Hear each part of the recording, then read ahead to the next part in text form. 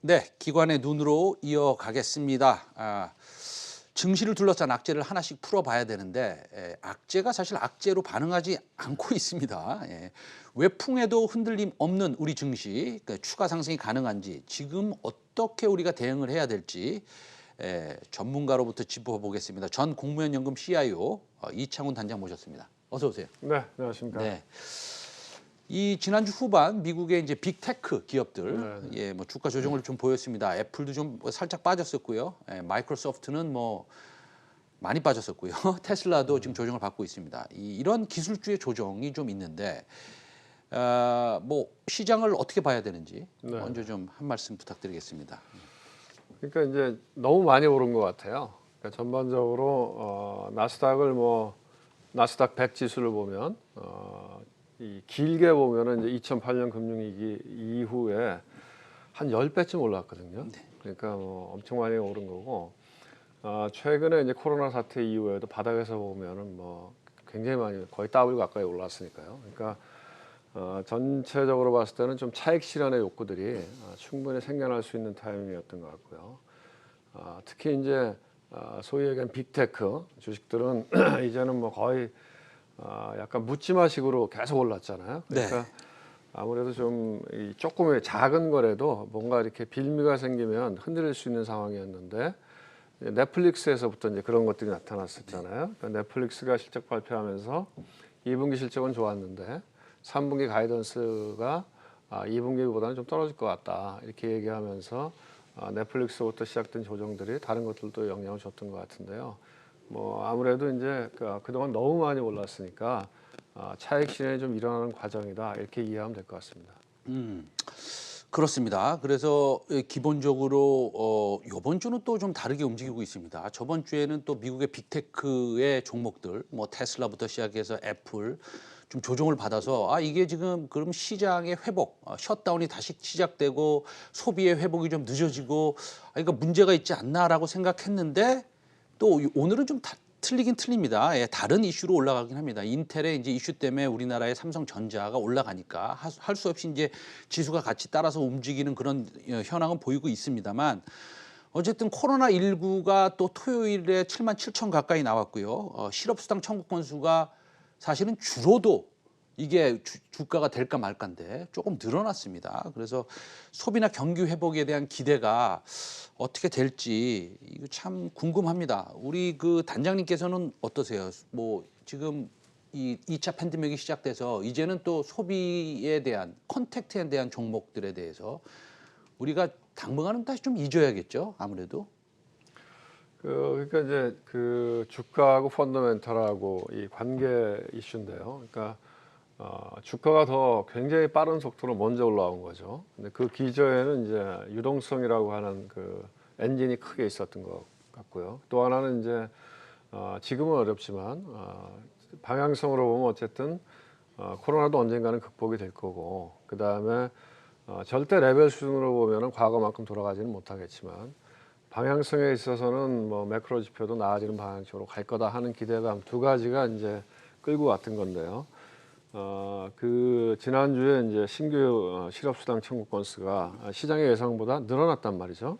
그리고 이제 그 기저에는 코로나가 여전히 꺾이고 있지 않다는 거죠. 그러면 이제 지금 상태에서 코로나가 꺾이지 않은 상태라고 하면 계속해서 소비가 늘어나기는 좀 어렵지 않겠느냐. 아무래도 액티비티가 떨어질 거고 또 하나 이슈는 이제 시청자분들도 아시겠지만 1차적으로 이제 정부 지원금이 다 소진될 때가 됐잖아요. 그러니까 2차적으로 이제 정부 지원금이 나오는 부분에 대해서 민주당하고 공화당하고 아직 합의가 안 된 상태니까 이제 그런 불확실성도 좀 남아 있고 해서 주가가 먼저 막 달려갔고 그만큼 이제 펀더멘털에 따라가지 못하니까 되돌리는 과정이 아닌가 이런 생각이 듭니다.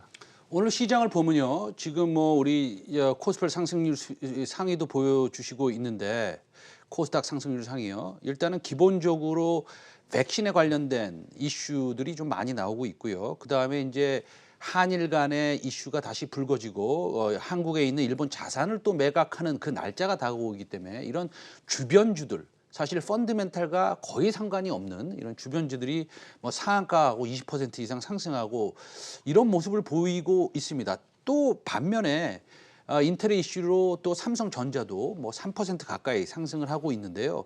그래서 사실 굉장히 헛갈립니다. 사실 이것을 뭐 어떻게 올라간다 내려간다라고 표하기 코멘트를 하기가 우리 단장님께서도 조금 쉽지 않으시라고 보는데 제가 또 궁금한 것은 사실은 저도 이제 내일 모레면 40이 다 되는데 예. 죄송합니다. 그 미중 갈등이 극으로 쳐닫고 있습니다. 저도 이렇게 살면서 뭐 영사관을 폐쇄한다 이런 뉴스는 제가 본 적이 없습니다. 사실은 그건 아주 극단적으로 치닫는 건데 우리 증시는 거의 동요하지 않고 있습니다. 그러면 앞으로 이게 미중 간의 갈등이 무역 갈등으로는 번지지 않을 거라는 것을 시장에서 뭐 인증하고 있다 이렇게 보는데 우리 단장님께서는 어떻게 생각하세요? 지금 제가 보기에 네.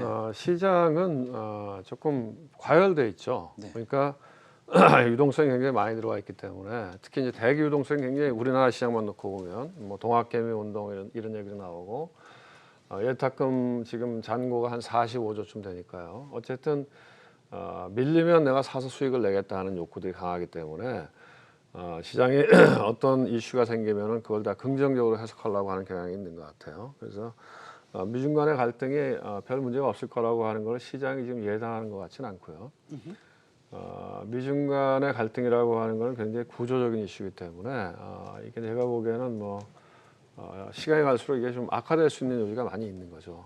근데 이제 지금 우리나라 시장은 어쨌든 철만은 달리고 싶다, 난 달리고 싶다 하기 때문에 가능하면 모든 이렇게 뭐랄까 모든 요소들을 긍정적으로 해석하는 과정이 아닌가 이런 생각이 듭니다. 그러니까 나쁜 뉴스도 좋게 해석하고 그렇죠. 좋은 뉴스는 더 좋게 해석하고 그렇습니다. 예 그런 상황으로 지금 가고 있고 그게 오늘은 이제 과거에도 이제 미국이 2008년 금융위기 이후에 네. 양적 완화를 계속해서 할 네. 때 유동성이 풍부해질 때는 bad news is good news였잖아요. 네. 그러니까 좋은 뉴스는 좋은 뉴스대로 반영하고 나쁜 뉴스는 그러니까 돈 더 풀어서 앞으로 좋아질 거다 해서 좋게 반영하고 그랬던 상황이기 때문에 지금도 약간 비슷한 국면이 아닌가 이런 생각이 듭니다. 알겠습니다. 지금 뭐 미국이 또 뭐 27개 주, 27개 국가가 가장 지금 뭐 지금 코로나 확진자 수가 지금 최고에 달하고 있고요. 미국의 캘리포니아나 뭐 여러 주도 지금 사실은 다시 셧다운을 할 수 있지 않나라는 뉴스도 나오고 있습니다. 그럼에도 불구하고 우리나라 시장은 전혀 반응을 하지 않고 있는 것이 좀 신기하고 얼떨음한 상황입니다. 그래서 게다가 또 리스크를 또 지고 싶지 않은 사람들은 또 금도 많이 삽니다. 예, 근데 또 사실은 또 금은 또 인플레이션 관련주이기도 합니다. 그래서 양쪽으로 좀 해당이 되는데 금도 좋고 은도 좋고 구리 가격은 하루 이틀 조정을 받았는데 나쁘다고 얘기할 수도 없습니다. 이 상승의 의미 어떻게 생각하십니까? 금은하고 이제 구리는 좀 별도로 봐야 될 것 네. 같고요. 다 합해서 보면은 단적으로 얘기하면 돈이 너무 많이 풀렸다. 돈이 많이 풀렸으니까 금도 올라가고 은도 올라가고 동도 올라간다 이렇게 생각해야 될 것 같고요. 구리라고 하는 것은 이제 우리가 닥터 카퍼 해갖고 말하자면 이제 경기가 회복이 되면 관련돼서 이제 구리에 대한 수요가 늘어나기 때문에 이 구리라고 하는 것은 경기에 선행하는 거다 이런 이제 시장에서 이제 그렇게 해석을 하죠. 반면에 이제 금이나 은 같은 경우에는 뭔가 내가 위험할 때 위험을 회피하는 수단으로서 안전자산 수단으로서 금이나 은을 사는 거죠. 은은 이제 금하고 구리의 중간적인 성격을 갖고 있고, 근데 이제 금이 많이 올라간 거는 이제 달러의 약세죠. 그러니까 달러 화폐 가치 하락으로 해석할 수 있는 거죠. 기조적으로 달러가 약세가 되면서 과거에는 사람들이 이제 내가 가지고 있는 부를 가치를 저장하고 싶다고 하면 미국의 국채를 샀으면 됐거든요. 그러면 이자도 주고 내 가치도 저장이 되고. 근데 이제 미국의 국채라고 하는 게 이제 거의 제로 금리가 가까이 되고 달러는 약세 기조로 하니까 이제는 이제 달러가 가치 저장의 수단으로서 역할을 제대로 못하는 거죠. 그러다 보니까 사람들이 내 부를 보존해야 되겠다 이런 욕구가 있을 때 이제 금을 사는 거죠. 그래서 금이 올라왔는데 은은 산업적인 성격도 있고 그런 귀금속의 성격도 있는데 금이 먼저 달려가고 그다음에 이제 뒤따라서 은이 올라온 그런 과정으로 봐야 될 것 같은데 제가 보기에는 이제 지금 시점에서는 금이 안전자산이라고 얘기할 수는 없을 것 같아요. 네. 왜냐하면 오늘 보니까 금 가격이 1,900불을 넘어갔던데 네. 제 기억으로 2011년도였던 것 같은데요.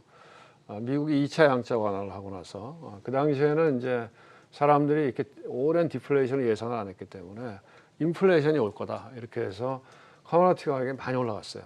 금 가격도 올라갔고 곡물 가격도 많이 올라갔고 그래서 이제 어떻게 보면 중동의 봄이라고 하는 중동의 민주화 운동들이 일어나게 된 계기가 됐는데 그때 올라갔던 고점이 거의 오늘 고점과 같아요. 네. 금 가격이. 그래서 제가 보기에는 아무리 좋아도 전 고점 거의 10년 만에 오는 전 고점 근처에서는 한번 쉬어갈 수도 있다. 그래서 지금 뭐 추격 매수하는 거는 썩 바람직해 보이지는 않은 것 같아요. 이제 더군다나 이제 국채권, 국채나 또는 뭐 주식이나 이런 것들은 이자와 배당이 있잖아요. 캐시플로우가 있는 네. 자산인데 금은 아무것도 안 주니까. 그러니까 이제 단순히 이제 내가 가치를 조장할 수 있다고 하는 의미가 있기 때문에 제 개인적인 생각은 지금부터 추격 매수하는 건 조금 위험하지 않나. 좀 지켜볼 필요가 있다 이렇게 봅니다. 알겠습니다. 주말에 빌 게이츠가 그 문재인 대통령한테 편지를 줬습니다. 편지를 줘서 뭐 SK 바이오사이언스에 대한 칭찬을 늘어놓으면서 내년 뭐 상반기 중에 2억 명의 뭐 백신을 개발할 수 있다. 뭐 그 개발인지 생산인지 그건 정확히 좀 알아봐야 되겠지만 어쨌든 애스트라제네카로부터 뭐 MOU도 체결을 하고 그래서 그렇게 됐습니다. 그러면 그렇게 된다면 뭐 바이오에 대한 K바이오에 대한 다시 이슈가 조금 불거지고 있는 것 같습니다. 예, 사실은 사람들이 많이 얘기하고 있는 것 같고. 그러면 우리 시장의 방향성, 그럼 섹터로 봤을 때 섹터 와이즈로 지금 뭐 사실은 전기전자가 조금 모멘텀을 좀 받는 것 같고요. 하는데 바이오도 뭐 어떻게 좀 생각을 우리가 좀 해볼 수 있겠습니까? 글쎄 이건 뭐 예측이 아니고요.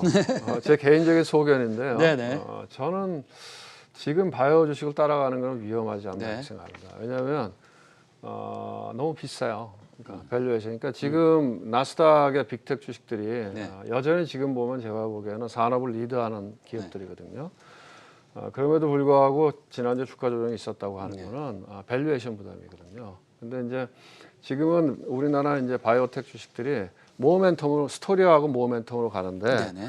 그래도 너무 비싼 것 같아요. 그러면 스토리와 모멘텀이 꺼졌을 때, 네네. 그 분위기가 바뀌었을 때는 또 반대 방향으로 빨리 급하게 움직일 수도 있기 네. 때문에 그런 것들을 염두에 두시고 따라가는 게 좋겠다 이런 네네. 생각이 들고 오히려 이제 최근에 이렇게 뭐 시장의 포트폴리오 측면에서 모양을 보면 네. 반면에 굉장히 싼 주식들이 많아요. 네. 그러니까 뭐 밸류에이션 측면에서는 되게 싸고 주가도 재미없고 네. 그런 쪽에서 뭐 조금만 뭐 이슈가 생기면 움직이잖아요. 현대자동차가 그랬잖아요. 제가 네네. 지난번에 나왔을 때 우리 네. 앵커님이 현대차를 물어봤잖아요. 네네. 근데 어쨌든 현대차가 바뀌었냐? 바뀐 건 없거든요. 네네. 현대차의 펀더멘탈은 그대로인데 현대차를 바라보는 시장 참여자의 시각이 약간 바뀐 거죠. 네. 이게 그냥 올드 이코노미에 있는 내연 자동차만 만드는 회사가 아니라 이 회사도 전기차, 수소차를 갖고 있는 새로운 성장 능력을 가질 수 있다 하는 시각이 좀 바뀌었는데 주가가 올라갔잖아요. 그래서 제가 보기에는 지금은 포트폴리오 측면에서는 뭐 엄청나게 많이 올라간 바이오 주식 같은 걸 쫓아가는 것보다는 오히려 그런 측면에서 저평가돼 있고 오랫동안 주가가 재미없었던 종목들 중에서 새롭게 발굴할 수 있지 않나 이런 생각이 듭니다. 알겠습니다. 다음 상승 다시 이제 상승 기대가 좀 높아지고 있습니다. 사실은 그 오늘을 보면 외국인이 이제 선물도 많이 매수를 하고 있고 전기전자 쪽에서의 매수세가 생각보다는 좀 강합니다. 최성민의 빅샷을 통해서 시장의 중심 이슈 그리고 방향성에 대해서 빨리 판단할 수 있도록 시청자 여러분께 최선의 콘텐츠를 제공하겠습니다. 이창훈 단장님과는 2주 후에 다시 시장에 대한 말씀 나누도록 하겠습니다. 전 공무원 연금 CIO 이창훈 단장님 오늘 말씀 잘 들었습니다. 네, 고맙습니다. 감사합니다. 예.